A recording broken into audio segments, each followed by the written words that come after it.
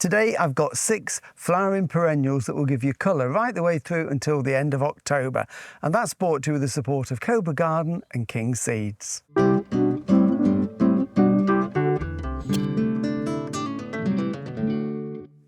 Hello and welcome to Pots and Trowels. Well, very often when we get to this time of the year, people start saying, oh, there's no colour in the garden now, it's the end of the season. But they couldn't be further from the truth, because we've got lots of colour and interest still to come. For a start, we've got all the lovely autumn colours, the leaves that are going to go really rich colours of red, orange and purple. I mean, just look at this. This is a cornus cusa. This one is just starting, but in a couple of weeks' time, these are going to be a really deep red. But we've also got lots of flowering perennials that are looking really good, and here we are now. It's the middle of October and there's masses of colour, so I've picked out 6 of my favourites for this time of the year, and this one is number 1.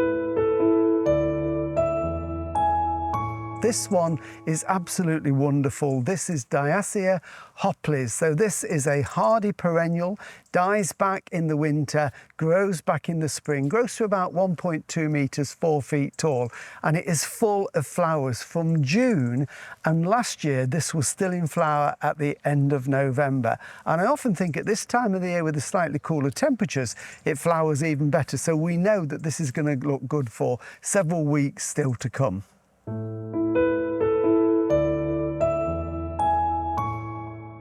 And just look at this one. This is stunning, isn't it? This is one of the late flowering Michaelmas daisies.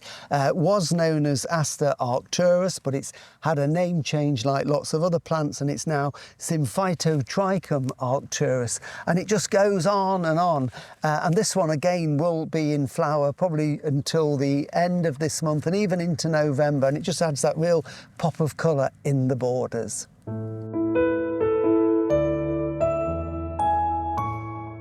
Hardy fuchsias are really good at flowering late in the season, and this is Fuchsia Mrs W.P. wood, and it's a totally hardy one, which means it comes back year after year, this one does, and it makes a reasonable sized shrub. It will get a little bit bigger. If we get a really bad winter, it might cut it back and we can prune it down to ground level in March and it will grow again. If it's a mild winter, it will keep all of this framework here, and it flowers and flowers. It's only really been flowering for a couple of weeks, and there are still masses of buds to come. So again, unless we get a really cold spell, there's no reason why this won't be in flower for at least another month.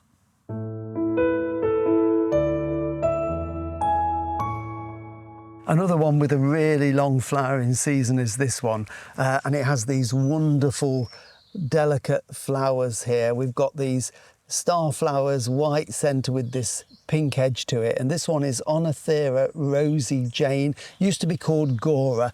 Lots of different forms available, white flowers, darker flowers, some are more compact, but this one is quite a spreading habit, but it's not dense because these are just the flower stalks that sort of radiate out. And again, this one will flower pretty much from late June right the way through until November. It does need a sunny position and a very well drained soil, and it will die down in the winter, and then next spring up it grows and we get a repeat performance. It's a really, really good doer is this one.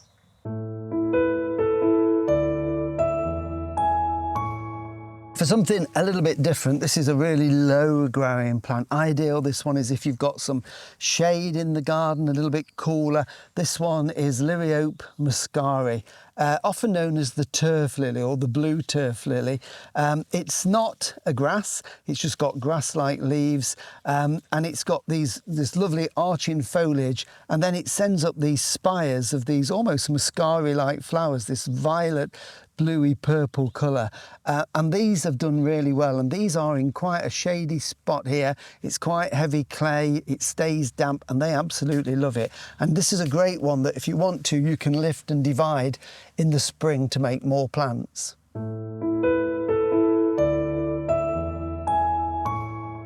And finally, we've got this lovely, dainty little daisy, often known as fleabane, which I don't think is a particularly nice name.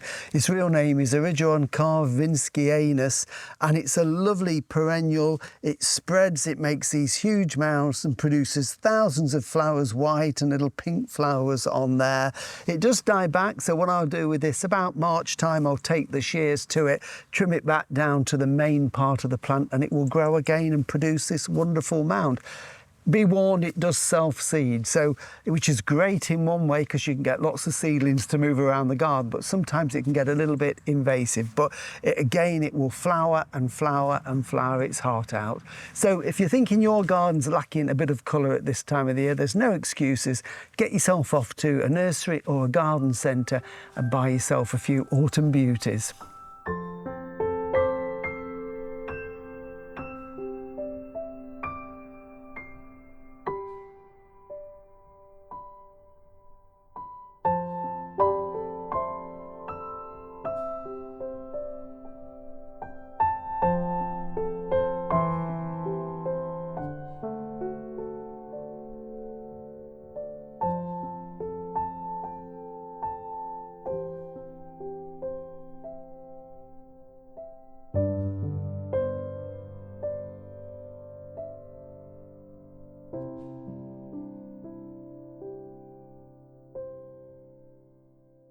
Thank you for watching Pots and Trowels, and do enjoy the last of the autumn colour in the garden. Remember, all the videos that we've done and our weekly podcasts can be found on YouTube, where you can subscribe for free.